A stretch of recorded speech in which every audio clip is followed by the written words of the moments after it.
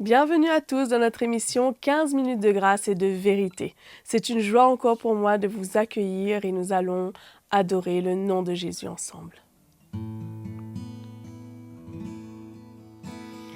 Là, à tes pieds, Seigneur, c'est le plus haut lieu.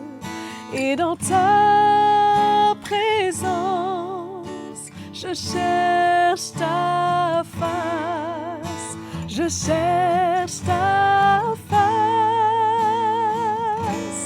Il n'y a pas plus grand appel, ni plus grand honneur que de se courber devant ton trône,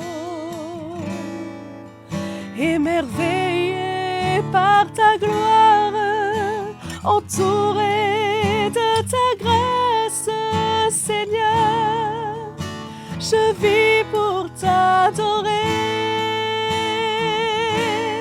Il n'y a pas plus grand appel, ni plus grand honneur que de se courber devant ton trône,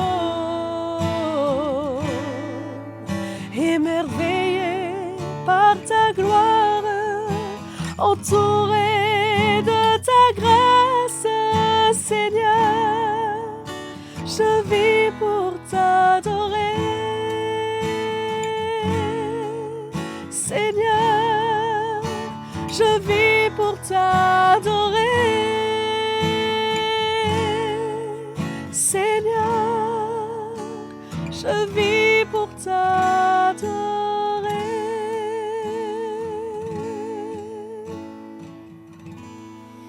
Alléluia. Je vous laisse maintenant avec la parole de Dieu. Bonjour et bienvenue dans cette nouvelle saison de 15 minutes de grâce et de vérité. Merci beaucoup Maëva pour ce chant merveilleux. On va parler durant cette saison sur la foi. Notre thème, c'est la foi dans tous ses états. C'est un sujet passionnant, populaire, qu'on a beaucoup entendu en tant que chrétien. On a lu des livres concernant la foi. Et j'aurais aimé qu'on puisse vraiment voir dans les Écritures la foi, les divers aspects, facettes de la foi, afin qu'on soit encouragé, fortifié pour pouvoir servir le Seigneur et grandir dans le Seigneur. Qu'est-ce que la foi? C'est la grande question. Souvent, on croit que la foi, c'est réservé à des personnes spéciales, des gens qui sont pieux, qui sont près de Dieu, qui ont une grâce spéciale, qui prient beaucoup.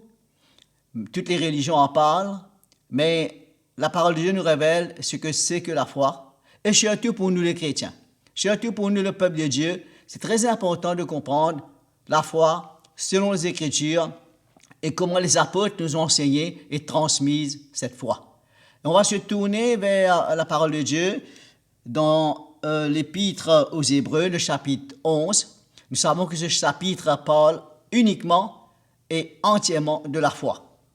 Et on va lire le premier verset, nous dit « Or, la foi, c'est l'assurance des choses qu'on espère et la démonstration de celles qu'on ne voit pas. » Voilà tout simplement la définition de la foi. La foi, avant tout, c'est une ferme assurance. C'est la garantie des choses qu'on espère et des choses qu'on ne voit pas. Et en plus, c'est une démonstration des choses qu'on ne voit pas. Et quelles sont les choses qu'on ne voit pas? Souvent, on a entendu parler de la foi et on a entendu beaucoup de choses, beaucoup d'enseignements. Mais la foi, selon la parole de Dieu, c'est une démonstration de ce que nous avons cru, de notre espérance en Jésus-Christ. Ce n'est pas pour les choses d'ici-bas, pour les choses matérielles, les choses de ce monde, parce que souvent on a entendu parler de la foi et nos regards, notre attention ont été portés vers les choses éphémères, vers les choses d'ici-bas. Mais quand on regarde les Écritures, on voit que la foi, c'est une espérance des choses qu'on ne voit pas encore. Par exemple, si nous demandons à Dieu quelque chose, dans le naturel, allons dire une voiture, une maison, on prie pour notre business ou quelque chose, ça sont les choses qu'on va voir. On sait qu'il y a des agences de voitures, il y a des maisons partout, ce sont des choses qu'on a vues, qu'on va voir. Et la parole de Dieu ne nous parle pas de cette foi-là. Ce n'est pas cette qualité de foi. Mais la foi, avant tout, c'est une espérance, une ferme espérance des choses qu'on va un jour voir auprès du Seigneur. Un jour, on va rencontrer, on va voir le Seigneur face à face. On va voir les anges, on va voir la gloire du Seigneur, les choses éternelles, les choses spirituelles. Parce que la foi, c'est pas quelque chose qu'on peut voir. La Bible nous dit que nous marchons par la foi et non par la vue. Donc, nous regardons avec notre cœur, avec les yeux de la foi, aux choses invisibles et aux choses spirituelles. C'est pourquoi la foi, c'est une assurance de ce que nous avons par la foi en Jésus-Christ, la vie éternelle, l'espérance de notre salut. Et c'est ça qui a animé les chrétiens, les apôtres, les premiers chrétiens, et pour eux, leur cœur était porté vers les choses éternelles, vers les choses du royaume de Dieu, vers les choses d'en haut. C'est pourquoi il ne faut pas prendre la foi comme un outil pour nos besoins naturels, nos intérêts personnels. Ce n'est pas une formule qu'on peut appliquer. Souvent, on a limité la foi à des choses matérielles, à des choses naturelles de ce monde. Mais quand nous regardons les Écritures, il nous fait comprendre que la foi, c'est pour le royaume de Dieu, pour les choses éternelles et pour les choses de Dieu. Ce n'est pas les choses qu'on peut voir. Parce que la Bible nous dit, si on voit quelque chose, on n'a rien à espérer. On n'a rien, pas de quoi d'avoir la foi, parce qu'on le voit. Il y a des choses qu'on ne va pas voir ici-bas tant que nous sommes dans ce corps, tant que nous sommes vivants. Comme Paul dit, nous marchons par la foi. Et aussi longtemps qu'on est dans ce corps, on est un peu loin du Seigneur. Il y a des choses qu'on ne va jamais voir. C'est pourquoi la foi chrétienne, c'est beaucoup plus que cette dimension où on se limite à notre vie de tous les jours. Bien que Dieu nous exauce, on prie par la foi, et Dieu pouvant à nos besoins, mais les chrétiens, les premiers chrétiens, les apôtres, avaient une foi vivante dans le Seigneur, dans la parole de Dieu. Et quand nous lisons ce chapitre, nous voyons tellement de choses que ces hommes de l'Ancien Testament, ces femmes aussi, ont accompli. Il nous dit comment c'est par la foi que nous comprenons que le monde a été formé par la parole de Dieu, de sorte que ce qu'on voit ne provient pas de ce qui est visible. Donc, ça nous montre qu'il y a une dimension spirituelle. C'est pourquoi c'est très important qu'on puisse comprendre la nature de la foi selon Dieu et aussi l'importance de la foi. Hébreux, chapitre 11, verset 6 nous dit « Sans la foi, il est impossible de plaire à Dieu. Celui qui s'approche de Dieu doit croire qu'il existe et qu'il récompense ceux qui le cherchent. La foi est fondamentale, est importante. D'ailleurs, la parole de Dieu nous dit dans Hébreux même, quand on parle des dons, des doctrines plus ou moins fondamentales, la foi fait partie des doctrines fondamentales, comme le baptême d'eau, comme le baptême Saint-Esprit, comme la repentance des œuvres mortes, etc. La foi a une place capitale, importante, dans notre vie, dans l'Église, dans le Seigneur. C'est pourquoi sans la foi, il est impossible de plaire à Dieu. Maintenant, la foi. Tout le monde peut dire qu'il a la foi. La Bible nous dit dans Jacques chapitre 2, verset 19, « Les démons aussi croient, mais ils tremblent. » Les démons croient qu'il y a un seul Dieu et ils tremblent.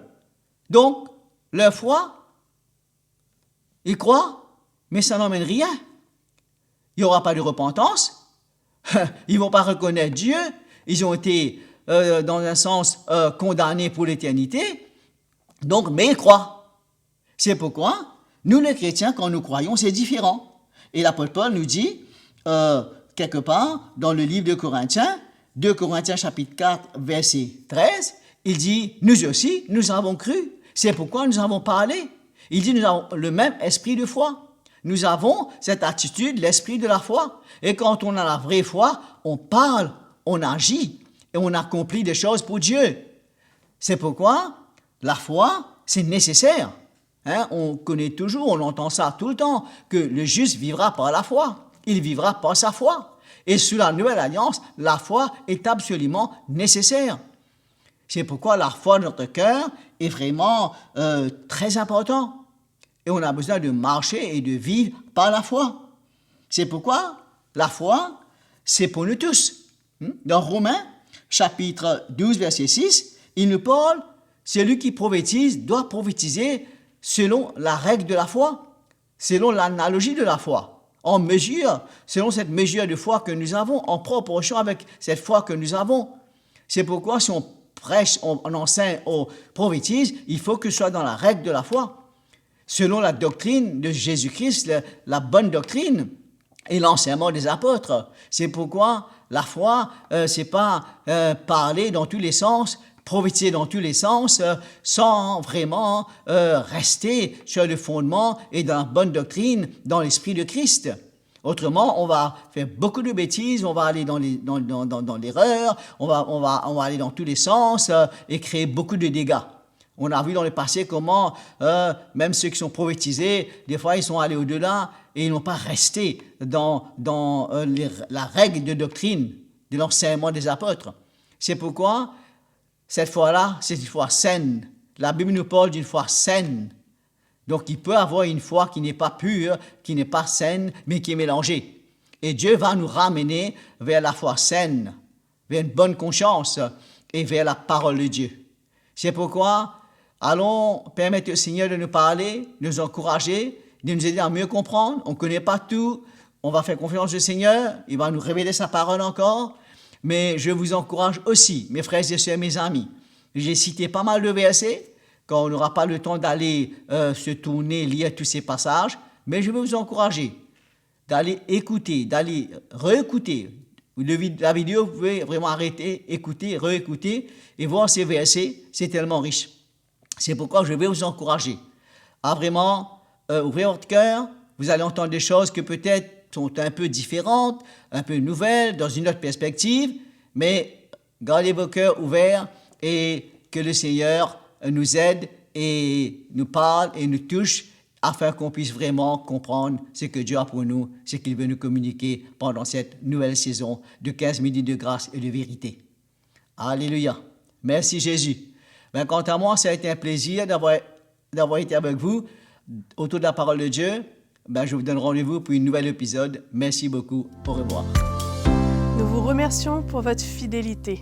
Aimez et partagez cette vidéo. N'oubliez pas, abonnez-vous à notre chaîne YouTube CTMI. Et pour recevoir les notifications à venir, cliquez sur la petite cloche. Écrivez-nous à l'adresse qui s'affiche sur votre écran. À bientôt.